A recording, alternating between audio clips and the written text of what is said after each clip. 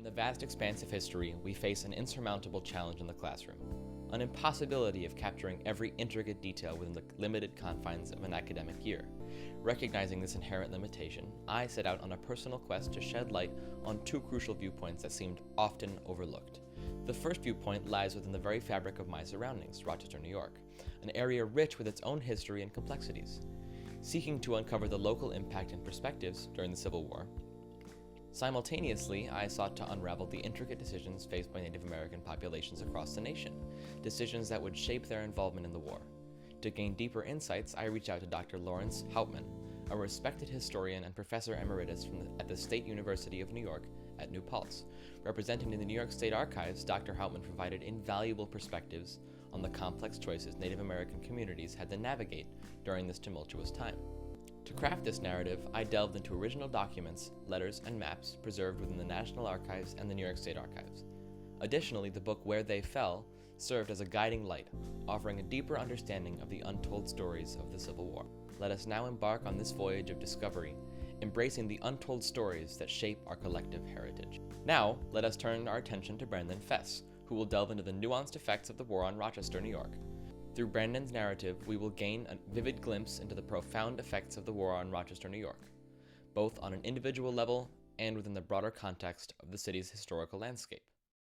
Rochester produced cavalrymen, infantrymen, light artillery, heavy artillery, sailors in the Navy, and every one of them would have had a different experience. Just to give a little more broad perspective, you would have had everything from the men who were recruited into, say, the 1st and 8th New York Cavalry, which included companies from this area, who would have seen, the glamour of being horsemen in combat and very often relatively light action, to line infantry units. Rochester produced many infantry. Infantry are the backbone of any army. 108th, 126th, 140th, 188th, many others, all had their own rough moments. You would have had anything from the 126th being taken captive en masse by Stonewall Jackson, some of the Harper's Ferry cowards of September 1862, to them being paroled, being mocked by their peers, and then getting revenge through their actions at Gettysburg as well. Very different experience for the artillery units. I know very little about the light artillery, unfortunately. Heavy artillery, in contrast, heavy artillery was considered the easiest job in the Army. You're sent to man fixed fortifications. Unless somebody attacks the fort that you're based at, you don't see action.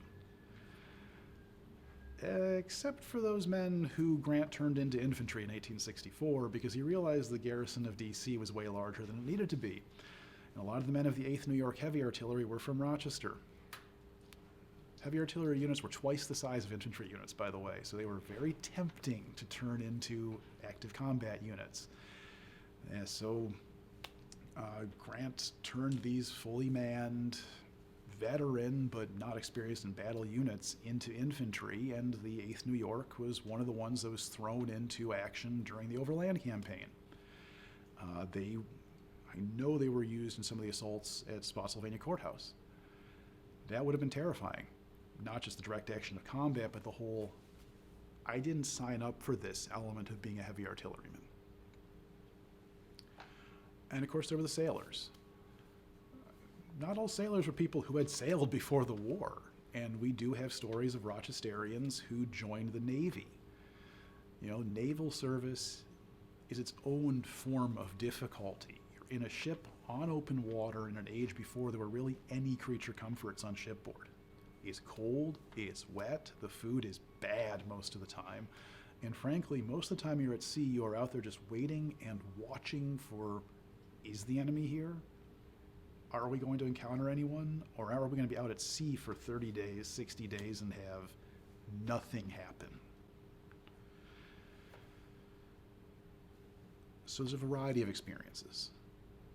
It's really difficult to generalize, but the biggest thing I can say is that all of them would have dealt with privation and surprise in ways that, even for men who joined up later in the war and had heard stories coming back from the front, would not really have been prepared for.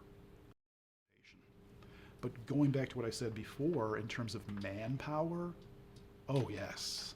I mean, we sent something like 19% of our male population, according to the best numbers I've seen, into military service. There's a general rule when you're talking about military human resources. It's called military potential, and that's that once you send 10% of your population to war, it's going to have a serious impact on your ability to function as a society. We doubled that. So in terms of providing manpower, which again, in a true mass conflict where you are looking at attrition and sheer weight of numbers as driving forces in conflict, yeah, we played a huge role.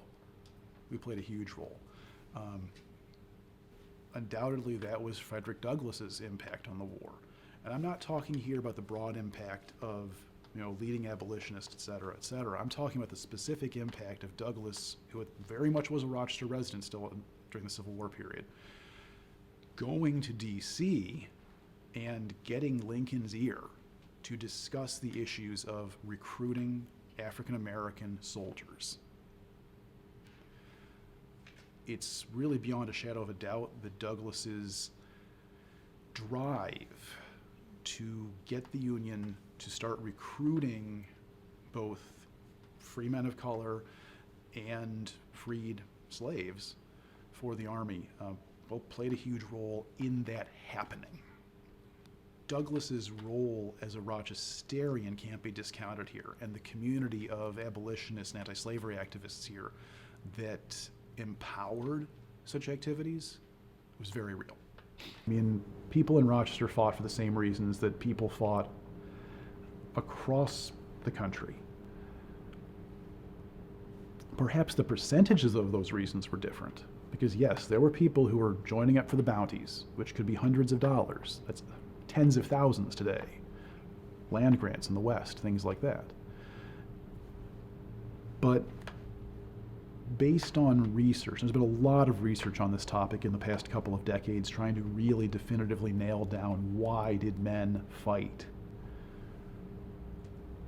The driving reason was a belief that slavery was either, if you were a Southerner, something to be supported, or a Northerner, something that was an American ill. Now, the ways in which people thought about that varied a lot. You notice I talk about anti-slavery and abolition. Those were two different things in the language of the time. Far more people were anti-slavery, people who wanted to see slavery brought to an end, than were abolition, people who thought it needed to come to an end immediately. Abolition was oftentimes tied to beliefs in, for example, equal rights. A lot of anti-slavery folks would have been just as happy to see all people of African descent sent back to Africa. Their goal was to end slavery. It's a very difficult and very nuanced conversation. But what I can tell you is that the Rochester area undoubtedly had a very high proportion of people who were at the least anti-slavery, if not abolition supporters. And there would have been a lot of people who joined the military because of those views. That, of course, being on top of, and from the best evidence that's been collected by scholars like Chandra Manning, in front of also beliefs in the indissolubility of the Union and the need to restore the Union as the rightful government and maintain the Constitution as the law of an undivided United States. Now we will turn our attention to Dr. Laurence M Hauptman, who will guide us through the complexities behind the decisions made by Native Americans regarding their participation in the war effort. With deep expertise in history and a focus on Native American studies, Dr. Hauptman will shed light on the multifaceted considerations and ramifications faced by Native American communities during this pivotal time. There were many reasons, and very diverse reasons. There were treaties that provided alliance between the United States and Native people. The Tonawanda Senecas, for example, signed a treaty in 1857, a new treaty that allowed them to repurchase their land. And so Tonawanda Senecas felt an obligation to serve in the military. But economically, there was a significant amount of encouragement based on the fact that you're dealing with rather very poor communities financially, economically. And so economically, this was definitely an incentive, as it is today, to enlist. There were also, of course, ideas about tradition. Native Americans served in the War of 1812 in the Union Army, in the U.S. Army, and so the grandchildren and the children of those soldiers participated in the Civil War. It was a military tradition in certain families, so that was part of it. In other parts of the country, there were other reasons. For example, some Native Americans owned slaves. And in the Indian Territory, for example, that is now the state of Oklahoma, for example, there were Cherokees and others who were slaveholders and fought on the side of the Confederacy. There were also, of course, Native Americans of African American descent, which is usually not usually known, but there was a large number of Native Americans, especially in New England and in southern areas, that joined the Union Army because of their identification with the idea of freedom for both black people and better days for Native Americans. In conclusion, our exploration of the Civil War's impact on Rochester, New York, and the complex decision faced by Native American populations has revealed a rich tapestry of history that extends beyond the traditional narratives. By delving into the personal accounts, local perspectives, and profound choices made during this time, we have gained the deeper appreciation for the intricate web of experiences and the far-reaching consequences of the war. Through the expertise of Brandon Fess, we discovered the profound influence of Rochester on wartime affairs and its significant role as a hub for civil rights. The personal accounts and prevailing sentiments about slavery among Rochester residents provided a window to the complexities of the era. Dr. Laurence Hauptman's insights have illuminated the nuanced decisions made by Native American communities regarding their involvement in the war, as well as the broader ramifications on their populations. These perspectives highlight the diverse experiences and intricate dynamics within the Native American communities during this transformative period. By weaving together these overlooked perspectives, we have expanded our understanding of the Civil War, recognizing the importance of local history and the complexities faced by diverse communities. Our journey has been guided by original documents, letters, maps, and the invaluable resources provided by the National Archives and the New York State Archives and the Library of Congress. Through this exploration, we have sought to honor the untold stories and amplify the voices that have often been silenced in traditional narratives. It is through these nuanced accounts that we can truly comprehend the profound impact of the war on both Rochester and Native American communities. May this glimpse into history serve as a reminder that the full breadth of our collective past is vast and ever-evolving. It is our duty to continue uncovering, examining, and embracing the diverse perspectives that shape our understanding of the world. As we move forward, let us carry these lessons with us, fostering a more inclusive, comprehensive narrative of history for generations to come. Thank you for watching.